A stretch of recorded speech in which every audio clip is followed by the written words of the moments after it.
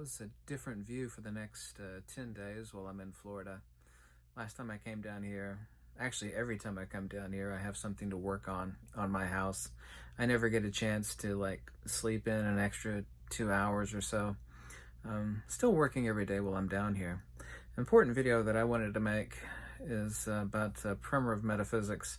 One of the fundamental things that people don't understand when they study any serious philosophy, and serious philosophy is real philosophy, philosophia in the Platonic, Pythagorean, or even in the Greek genre, they're all the same. Nothing is known except through the modality of the knower, is that people don't have a primer. There's no way to actually understand any form of metaphysics, true metaphysics, without actually having a primer. I'm proud to say, and the link is below, it's called the Aurora Sapientia. It's just two-sided card. Now, you can't stick everything in the world or under the sun on a two-sided card, but I came really close. Came closer than anybody else ever has in history, so that's a free download in the link below that I created for you. There are approximately about 20 aspects of understanding as far as the primer of metaphysics, and without it, just kind of like the Rosetta Stone. However, that's kind of a bad example because we based all our translation of ancient Egyptian upon, presumably, the Rosetta Stone. As a basis, kind of like a legend or a key in a map. You don't know what all the little squiggly lines and the things mean without a legend, in the bottom corner of a map. And you actually have to have a legend or a key or a primer to have any fundamental understanding. Otherwise, you're just basically reading gibberish. The secrets of metaphysics are not secrets such that they're kept away from people. They're secrets because they're impenetrable to most minds, and or also, too, that those secrets are such because people don't have a primer, a basis by which to understand what these things mean. If we were to encounter, an alien species, we're trying to understand their language, we might not understand that everything that is said in their language is based upon the type of circumstances that they live in. And metaphysics is kind of like that. It is alien to people when they read it. They can't grasp it. They can read it, but they don't understand it. Anyway, we have the 20 plus aspects of metaphysics, and I'm not going to go over all of them. There's a primer in fundamental monistic metaphysics, both Greek and Indian, in no particular order, is understanding the nature of agnosis, primordial condition, which is not a prima causa or an original sin or first cause. People always ask why. And the answer, even though it's kind of obtuse, is that it cannot exist any other way. You don't ask why about the nature of what is commonly referred to as the downfall. There is no cause or causation, and that's really hard for people to wrap their minds around. But understanding the nature of agnosis is absolutely vital to having a correct primer or legend or key into understanding Pythagorean, Platonic, Neoplatonic, and Indian monistic metaphysics. And this includes original Buddhism, Advaita Vedanta of Sri Sankaracharya, on and on and on. It's absolutely imperative. The other one is understanding the false identity as the basis of suffering and becoming. The identification phenomenology of seeing self and what is not self. The other aspect, of the subsidiary aspect of that, is truly understanding that in all forms of Pythagorean and Indian metaphysics, there is always two selves. One's the psychophysical self, that thing you see in the mirror, when you brush your teeth. And the other one, of course, is the ontological self, the transcendent self. This, of course, is the same distinction between the signal and the broadcast. People say, well, if I tune into FM radio 88.9, I'm tuning in a signal and the broadcast is the signal. No, the broadcast is the consubstantiality of the radio and the signal, because all radios interpret a signal differently. And if a radio is slightly broken, the beautiful music doesn't sound beautiful because it'll be scratchy and messed up. Yeah, the same is true. The signal is not the broadcast. So one fundamentally has to understand this false identity as the basis of suffering, and understanding, too, the subsidiary aspect of which there are two selves in all forms of monistic metaphysics. You cannot understand Pythagoreanism, Platonism, Neoplatonism, Advaita Vedanta, original Buddhism, without understanding that. It's completely impossible. Also, too, understanding that transcendence is had, or theurgy is had, or accomplished, or attained by means of disobjectification. Disobjectification is removal through wisdom, and wisdom, in all forms of metaphysics, too, is no different than the self. The self is wisdom, and wisdom is the self. There is no distinction.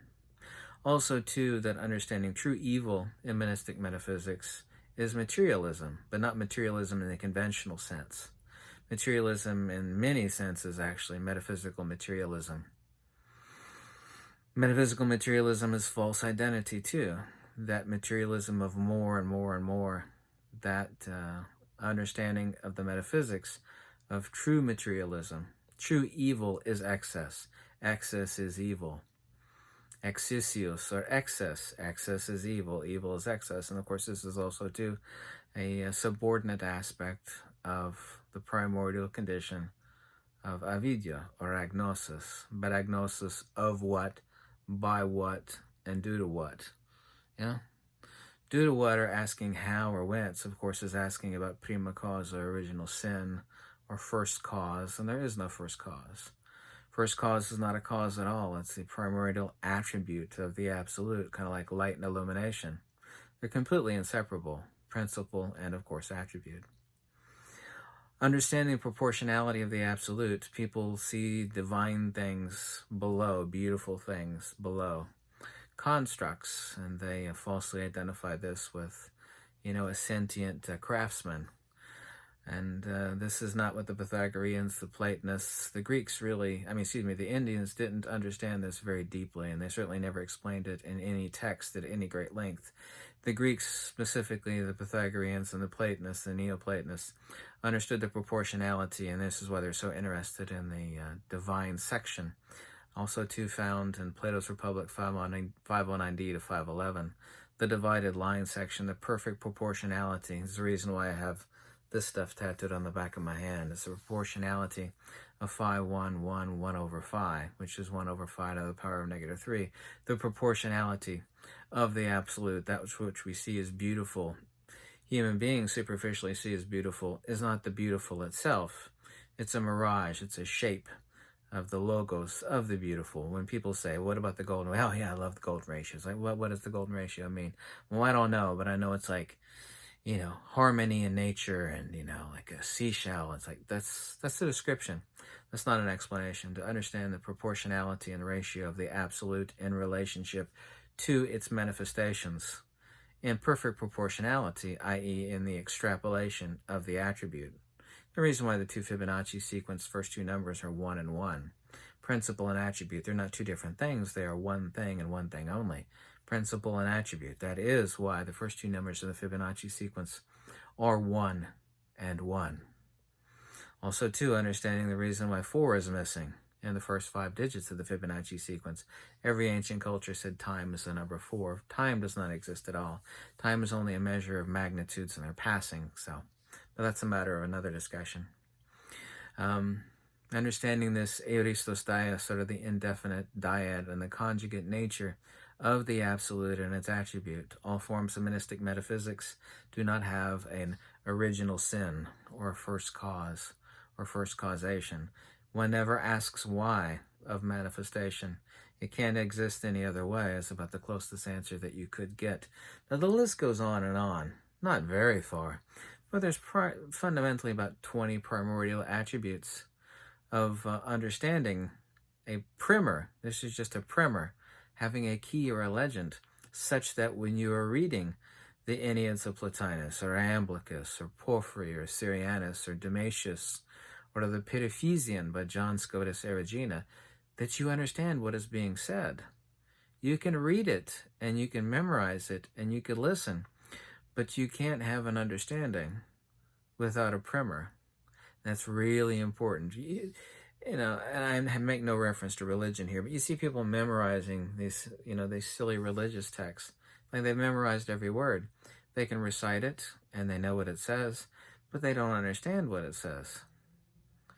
Understanding is key to everything. Understanding is comprehension. When you have comprehension, you are proximal to that which you are trying to understand.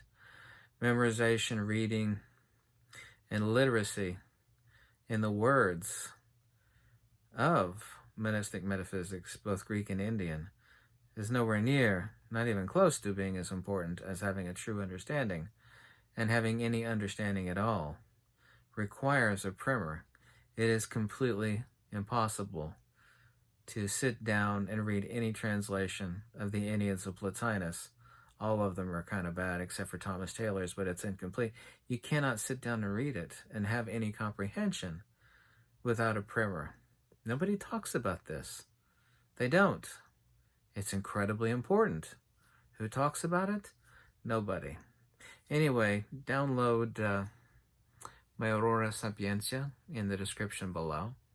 It's only 2 pages long, and within it is approximately 95% of the primer of understanding all metaphysics. I hope you like it, and if you do, any donation is kindly welcome. And I'll catch you back in my normal home in about 11 days or so. Goodbye.